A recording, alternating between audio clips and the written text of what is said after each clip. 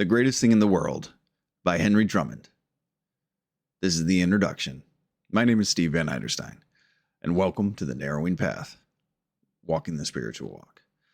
And there you go. That's the next thing we're going to be reading. That's the next book that we're going to be having a conversation about is a book titled The Greatest Thing in the World by an author named Henry Drummond. I'm really excited about doing this book. This has been a book on my to-do list for a long time, and it just seems like the right time to bring it into the conversation. It's a new author we haven't talked about on this channel. And I know I said I wasn't going to do an episode this week, but I couldn't. When I realized this is the book I wanted to be doing, I just had to jump right in. So I'm looking forward to it. I hope y'all are as well. This is a very common book to people in the recovery community. And that's one of the reasons I wanted to introduce it on my podcast and read it on my podcast, because it was something that I have found to be an extremely valuable read, and something that I was introduced to early on in my recovery from substances, drugs and alcohol, and which was the start of my spiritual journey, which was the start of growing a new, or more so following a new path in life. And this book was a main read, a staple in those members of the Oxford group, the individuals that founded the 12-step movement, which would have been the founders of Alcoholics Anonymous, which later branched out into all the other 12-step movements. And it's been a book that's regularly been referenced in the recovery community, regularly been explored, discussed, and suggested in the recovery community. And it's been one that has been one I've returned to multiple times, actually. It has a lot of information and depth to it that really has expanded my knowledge and my understanding in a lot of different ways. And this is a book that I am grateful to have read early on, and I'm grateful to have continued to read and follow up on and pursue, actually. So it's written, like I said, by a guy named Henry Drummond. Let's talk a little bit about him. He was born. He was authored at the end of the 1800s. I believe it was like the 1850s to, I can't remember the day he passed away in 1898. And hold on a second here. The book that I'm going to be reading out of has a little bit of an overview, but I don't think it has his age. No. Yeah, it doesn't have his age in it. But yeah, so it was the late 1800s, and this specific book was actually originally a lecture that Henry Drummond gave. Now, Henry Drummond was to put a description, to give him a short description would be to say he's a Scottish Christian evangelist from Stirling, Scotland. He was also a biologist, which is an interesting twist on his background, and he began to mix his Christian religion with biology. And this book is his most notable work. He has a lot of other books and a lot of other lectures and a lot of other essays, all of which all the ones I've come across and I've taken the time to sit down and read, have been very intriguing to me and expansive in a lot of different areas of my life. And I'm really grateful for his work. I'm really grateful for what he's written down. And there's so much to digest that he's written. So, and the combination of Christian evangelist and biologist is just very interesting, especially around this time. He does have one book that I have not read yet. And if anyone has, I'd love to hear your feedback on it. I think it's called The Ascent of Man, where he talks about the theory of evolution and its demonstration throughout Christianity and the Bible, I believe. So it's something that I want to read. So that's on my to-do list, but I do have a number of volumes of his with his readings and his works. So there's plenty on him out there. I would encourage you to just go check his Wikipedia. I think there's a couple of web pages devoted to him, a lot of early recovery material devoted to him as well. So I fully encourage you to go and do that. So we are going to be talking about, this is okay, I have multiple copies of this book, just like with the James Allen As a Man Thinketh. But this is a more recent copy. I'm not sure. This doesn't have a publication date. This is from the originally published 1930s. This is a reprint from the 60s, I believe. And this is the one that I will be reading out of primarily. I'm going to be referencing this one for a little bit of the first reading, but primarily I'll be reading out of this one. This is his addresses with a little bit of his background, biographical sketches, says here, of Henry Drummond, or Henry Drummond, not A. Drummond, Henry Drummond. And this book is actually published in 1891. This is a first edition copy. And like I said, I'll be reading out of this. I talk about it all the time. I like to read as close as I can to the original lecture as I possibly could find within financial boundaries, obviously. And this is what I was able to come across a while ago. And I really enjoy it. I really am glad to be able to have this copy because it's just really, really great. The other copies that I showed you, I don't have a mass market, like a reproduction copy that they have out there today, like on Amazon or anything. I'm sure this is an extremely popular book. I'm sure there is some really good ones of those. I do not have an example to show you, though. So let's go on to the actual content of the book we're going to be reading. And it's going to be this lecture that oh, shoot. I just dropped my book. Oh, well. We're going to have to use this one, and that's okay. This book is actually based around 1 Corinthians 13. Okay. I have it in the King James Version here, and it is a passage that's very commonly referred to. I believe it's called the fruits of the Spirit in Christian practice. And it is from my understanding, I am no theologian, by the way. I am not somebody who studied the Bible to a major extent. I am just a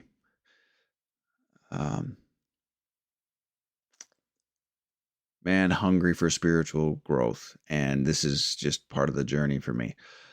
So if I get I will probably try to stay away from theological references, though that will be difficult to stay completely away from it, as this is an entire lecture and book based upon 1 Corinthians 13, where Paul was writing to the Corinthians.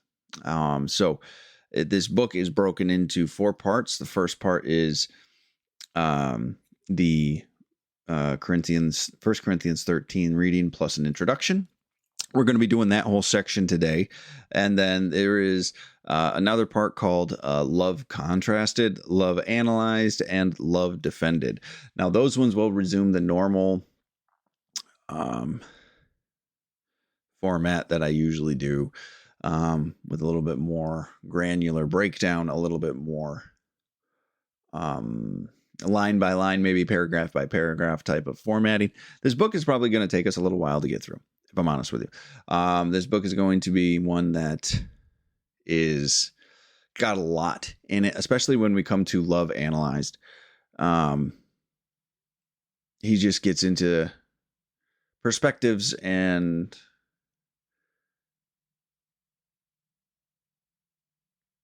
aspects that I really believe need to be given appropriate time. So I'm not sure how many episodes this series will be, but I'm glad you're all along with me for the journey. So I do want to ask that we keep an open mind. Now, this will be another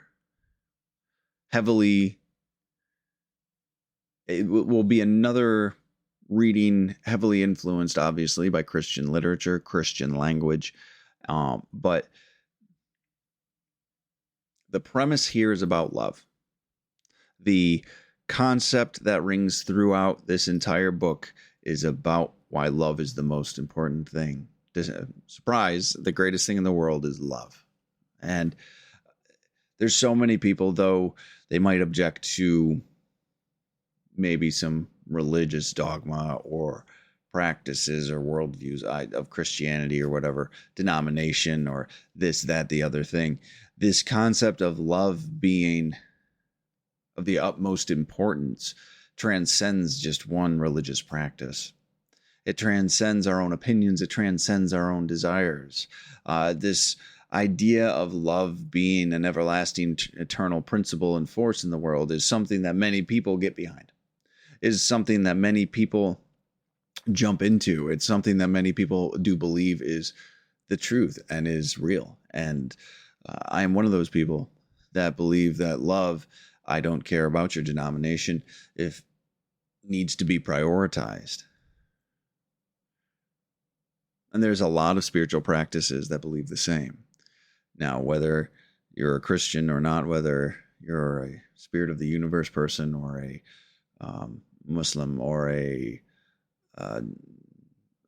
someone of the Jewish faith, whatever that might be for you, or any of the Eastern religions as well, right? This concept of love, this concept of this spiritual energy that is the source of all things, is something that's able to be related to. So I'm going to go ahead and let's get to this reading. I will be reading out of this. Now this one, since I dropped the other one, I'm not going to pick it up. This actually has the Bible reading in the front. So I'm going to read the Bible reading out of this one. This 1891 printing doesn't have the Bible verses at the front. It just assumes that you know the Bible chapter and verses that he's going to be referring to. But I wanted to include them at the beginning of this reading. So I will start off with this copy to read the Bible verses, and I will switch to the 1891 printed version. So here we go. This is The Greatest Thing in the World by Henry Drummond. The greatest thing in the world. Though I speak with the tongues of men and of angels, and have not love, I am become as sounding brass, or a tinkling cymbal. And though I have the gift of prophecy, and understand all mysteries and all knowledge, and though I have all faith, so that I might remove mountains, and have not love, I am nothing. And though I bestow all my goods to feed the poor, and though I give my body to be burned, and have not love, it profiteth me nothing. Love suffereth long, and is kind. Love envieth not. Love vaunteth not itself, and is not puffed up. Doth not behave itself unseemly. Seeketh not her own. It is not easily provoked. Thinketh no evil. Rejoiceth not in iniquity, but rejoiceth in truth. beareth all things, believeth all things, hopeth all things, endureth all things. Love never faileth, but whether there be prophecies, they shall fail. Whether there be tongues, they shall cease. Whether there be knowledge, it shall vanish away. For we know in part, and we prophesy in part, but when that which is perfect is come, then that which is in part shall be done away. When I was a child, I spake as a child. I understood as a child, I thought as a child, but when I became a man, I put away childish things. For now we see through a glass, darkly, but then face to face. Now I know in part, but then shall I know even as also I am known. And now abideth faith, hope, and love, these three, but the greatest of these is love. 1 Corinthians chapter 13.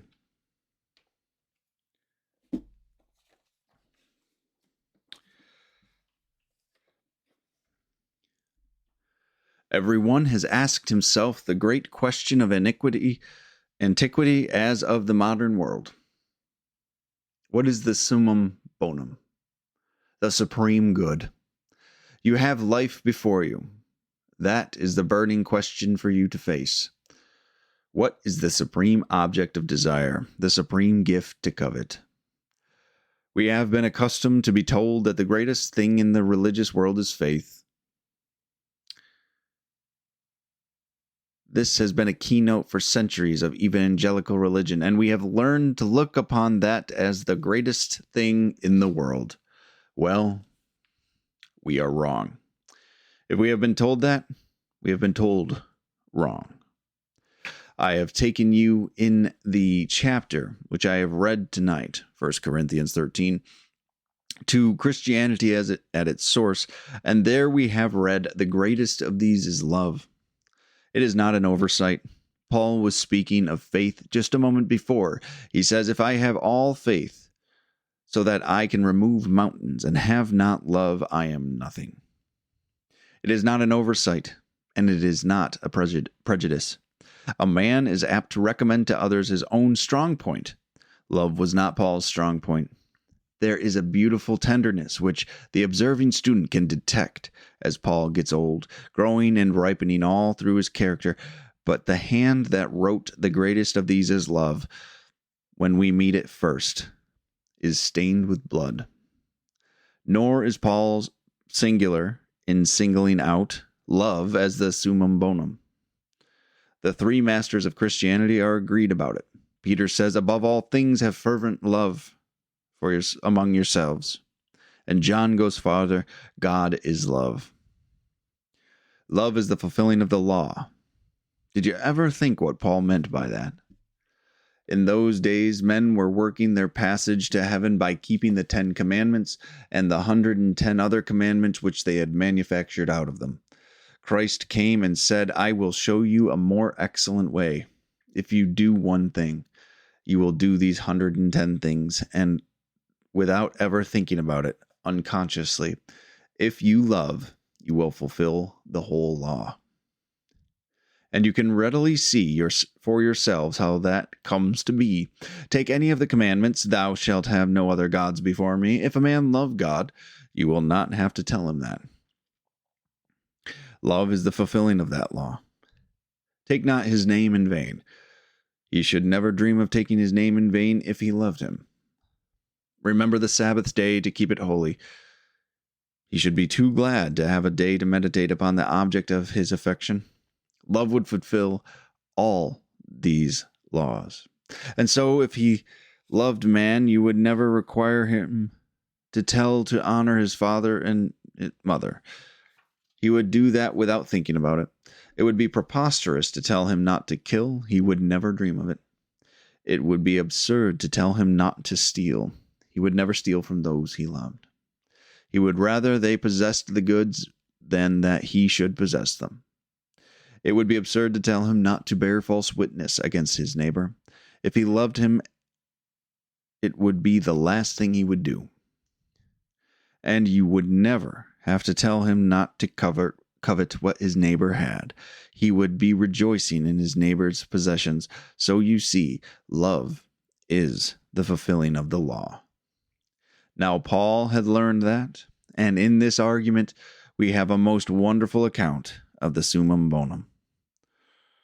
We may divide it into 3 parts. In the beginning of this little chapter, we have love contrasted. In the middle of it, we have love analyzed. And towards the end of it, we have love defended as the supreme gift. So there we are. That is the reading and the introduction portion of The Greatest Thing in the World by Henry Drummond. Now, when you read that, it almost there's a lot of power in that. There's a lot of directness in it, and I really appreciate that. He doesn't bloat it with words and unnecessary relationship or unnecessary context, or muddle it up with things that just don't need to be added. And that's something important for a guy like me, because I like to pick things apart. I like to find issue and error with things. I like to make them complicated. And sometimes, to be completely honest with you, sometimes the concept gets lost on me if there's too much added. So his directness with why this was important to point out was, for a guy like me, it's very appreciated. And I hope you guys find it refreshing as well, because I feel like a lot of what's put out today is so intellectually dishonest in a way. It's just noise and bloated and just unnecessary. It's putting words to make it look more, I don't even, prestigious or more intellectual than it needs to be. When we're talking about this stuff, this needs to be something we can talk about, not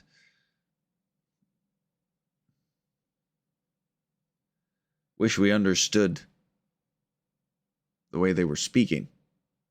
So I'm really grateful for the way he writes about it in here. And even though this is something from the 1880s, it's still able to be read and comprehended today. Now, I do want to say I have a King James version of the Bible right here that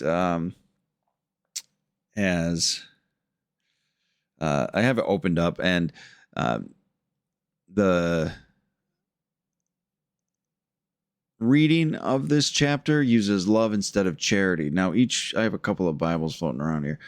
Each one that I looked at has love included in the title of the reading as well. So I'm not sure when or where Drummond got that specific versioning, but it's normally referenced as charity. But in a lot of newer versions, and also obviously Henry Drummond's reference for the Bible, used the term love instead of charity, which is used pretty interchangeable, and it's also referenced in multiple Bibles that I've taken a look at as charity indicating love. So I really like, I'm really happy to have dived headlong into this book directly after we did this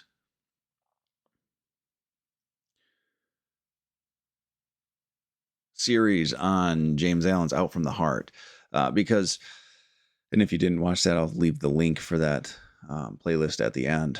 But James Allen was talking about how we're supposed to be purifying our hearts. We're supposed to be purifying our intentions, our souls. Like, what are we actually holding within ourselves, right? And that all was leading back to love. So moving into this book with Drummond, it's really just saying love is the most important thing that we need to function from, right? It's a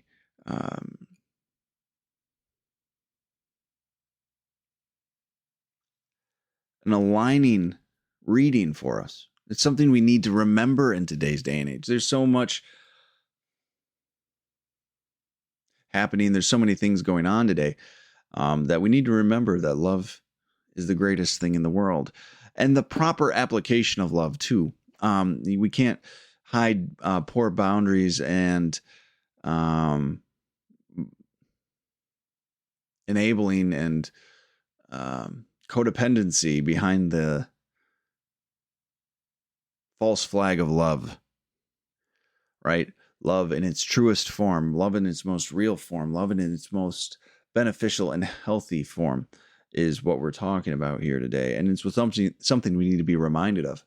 It's something we need to be realigned with today. Now, as I kind of review what we just read, I'm not going to go through it line by line. Which is the usual format for this episode. Just specifically, I'm just going to give some general thoughts and feedback on it, and we'll return again to the normal format as I start going into the 3 chapters or 3 sections that he referenced: the contrast, the analysis, and the defense of love. So I just want to make sure you knew that going forward, but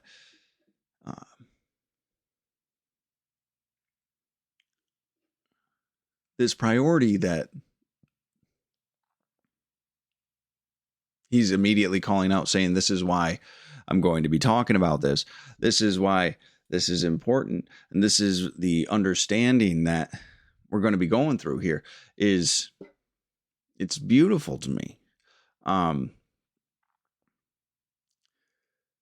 then he highlights hope and faith, though important. He's agreeing with Paul when he says that love is the greatest of the 3. And I talk a lot about right intentions on this podcast. I talk a lot about why we do things matter. Let me rephrase that so it's more clear. The reason why we do things does matter, right? Even though you might take the action that is the right action, if you're doing it for a selfish reason, it makes a difference. If you're doing it out of love and selflessness, it makes a difference, right? Not only for yourself, but for the effect that it has, right? So Paul starts talking about this as well, right? He starts saying that in the 1 Corinthians chapter 13 reading, he was talking about you can do all of these amazing things. You can preach, you can prophesy, you can move mountains, you can sacrifice everything. You can sacrifice yourself to be a martyr. And if you're not doing it from a place of love, then it's a waste. It's lost. You have nothing. Right? We need to make sure we're bringing into ourselves a loving and gentle heart to actually be where the source of our actions is coming from, right? Being where the decisions we make are originating from. It does not matter if you do not know love. Love for one another. It has to come from that place. What a powerful thing. The ability to remove mountains, Paul said. And Henry Drummond brought that up specifically to say, hey, you can have faith this strong, but if you have not love, you have nothing. That's amazing to me. That's absolutely an incredible way to think about it, an incredible concept to me, because people think faith is so important, and it's not that it is. It's not that it's insignificant. Faith is incredibly important. Hope is incredibly important. They're saying just out of the 3, faith, hope, and love, love is the most important. And to cultivate that needs to be our number one priority. It needs to be the number one thing that we're doing, is trying to purify our intentions. A loving heart is a selfless heart. A loving heart is a heart that is trying to be of service in all that he does, to bring joy and to bring kindness and love to others and to share that. That's what love does to a heart.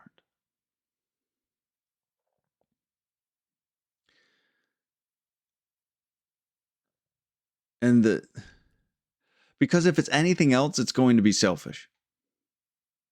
A loving heart is the only truly selfless heart that we can actually embrace. That's the only way we can actually get out of our own selfish and self-centered desires, our own selfish and self-centered ways, to become someone who genuinely cares and loves others, is to have a loving heart. Now, it's difficult for many. It's difficult for me to always practice that, but it gets easier with the practice. It takes cultivation to not be selfish. By nature, we're selfish, self-centered people. But that can change. That can change, and the change can be incredible. And when we have that loving heart, I really, really enjoy Henry Drummond's commentary on Paul's writing and also Paul's writing in general. But when we have a loving heart, he talks about how we used to try to, I've talked about it on this podcast before too. There's legislate or checkbox spirituality or right behavior, right? That will never actually truly work. There's going to be a lot of people that can say, hey, I checked all the boxes, but they still have a selfish and self-centered heart, right? The hypocrisy will always exist when you just live to do good enough, right? I check the boxes, I do what I'm supposed to do so I can then go live and do whatever it is I want to do. And I get to get away with it because I have a free conscience because of me checking all the boxes I needed to check, right? I didn't break any of the 110 laws, so I'm good to go, even though I might have found a loophole or done something else that I know is morally corrupt, but I can get away with it because I did everything I was supposed to do. There's a lot of people that live that way. But when you have a loving heart, you don't continue to live that way. They say in here, all of those rules need not apply. He even goes through the 10 commandments there at the end, Drummond does, to say, hey, like all of the 10 commandments will be fulfilled by just having a loving heart, because the man who loves his neighbor and his family and loves God will not think to do any of the actions commanded against in the 10 commandments, or I guess the other 110 commandments that were cultivated out of the 10 commandments. I don't know what those are. I'm sure I could find them if I looked, but we're saying here that love makes all of that irrelevant, because a loving heart will take the right actions regardless of them being legal or not legal, or legislated or not legislated, or dictated by religious authority or not. When we have a loving heart, it will always guide us. It will always guide us to do the right thing. It will always guide us to be in line with God's will for ourselves, in line with what is good and right and true, in line with what is loving and caring and right for our fellow man. So all of these rules and restrictions, it changes from a restrictive, don't take these actions, to a loving, principled way of living, right? Bring love into everything that you do. Love your neighbor. Honor your mother and your father. Have no other gods before me. Whatever the rule is that you want to take a look at, love will fulfill that. And he talks about how love will fulfill the law. Well, it's true. A loving heart has no need for the law because it will inherently know how to fulfill it. Their behavior, a person with a loving heart will always follow those rules in that law without them being dictated to them. It just happens, right?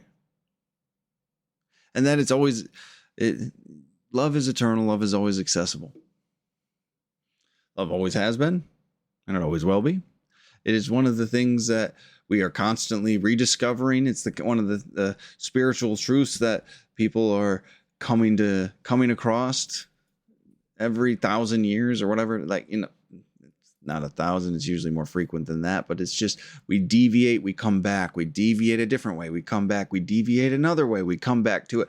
This eternal principle of a loving heart, of a loving universe, of a loving God, of just this powerful energy of love is something that we've always come back to. Always.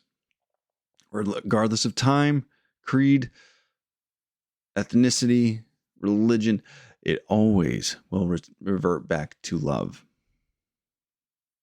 Everything else is temporary. Talks about how the prophecies will fade, the writings will fade, the readings will fade, the knowledge disappears, but love will remain.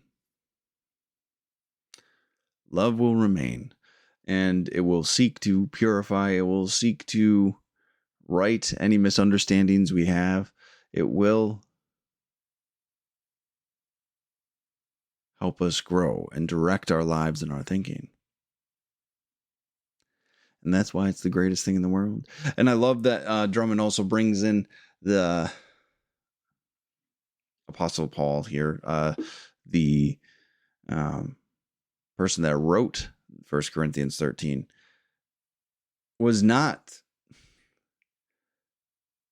a man of outstanding character his whole life. Henry Drummond say he wrote this with a bloodstained hand. He said that at the time, even though Paul eventually softened and became more loving and it became integrated into his character, when he was writing this specifically, it was soon after his violent ways. And for Paul to point out and say love is the greatest of them all, which is his weakest practice in his life, is huge. Paul knew, even though that was the place he fell down the worst, that was the place that was the most important. Most people would like to highlight their best characteristic to say, hey, that's the most important thing. You know what? Didn't I do that well? No. Henry Drummond tells us that Paul was pointing that out full well, knowing that that is the place where he struggles the most.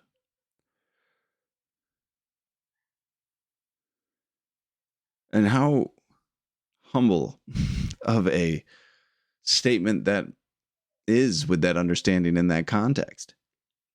How incredible of a action to take, of a truth to state. Even though you know that when you write this, you are failing at it, but it is the truth. So you write it anyway. That's some powerful stuff. This entire book is going to be filled with stuff like that, I can tell you. I'm personally looking forward to really digging into this. I think this came to me in a inspiration and a thought, and I feel like it's the right time to go through it. So I thank you all for joining me today, and I'm looking forward to hearing your feedback on this. I'm looking forward to having some interactions with you over this and getting into this new series about love being the greatest thing in the world and how it's always been one of the greatest things in the world. And there's going to be a lot that we talk about. There's going to be a good number of episodes here, and it's going to be expansive. So I really appreciate everyone following along today. Thank you for everyone that follows, subscribes, likes, shares, all of the good stuff. I appreciate your feedback. I appreciate your support on this channel, and it keeps me happy to be engaging here. And I'm glad to get this spiritual knowledge in front of people, and I hope that it helps. So thank you all so much for your support again, and I look forward to digging into the contrast next time, and we'll get a little bit more granular like we usually do, and we'll just keep on chugging through it. This book might take us to the end of the year. I want you to know that. Even though we're only in May, there's a lot in this book, and it's going to cause a lot of episodes. So I'm looking forward to it. I hope y'all are too. So until next time, thanks.